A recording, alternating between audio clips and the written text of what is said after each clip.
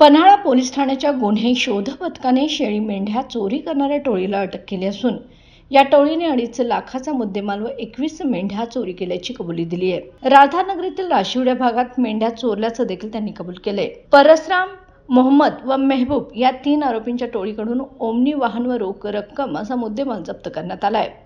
तपास CCTV footage व गोपनीय माहितीच्या आधारे करण्यात आलाय। पोलीस अधीक्षक महेंद्र पंडित, अप्पर पोलीस अधीक्षक जयश्री देसाई, सहाय्यक पोलीस निरीक्षक संजय बोंबले व त्यांच्या टीमच्या मार्गदर्शनाखाली ही यशस्वी कारवाई करण्यात आली आहे। पन्हाळा पोलीस ठाण्याने नागरिकांना आता सीसीटीव्ही कॅमेरे बसवण्याचे देखील आवाहन केले।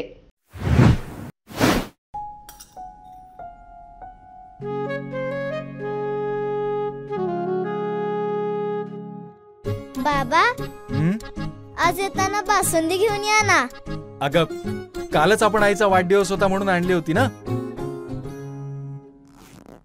ऐकलं, गोकुळची बासुंदी पुन्हा खावीशी वाटतेय। खरं सांगू, मलाही खावीशी वाटतेय। पुन्हा पुन्हा खावीशी वाटणारी गोकुळ बासुंदी।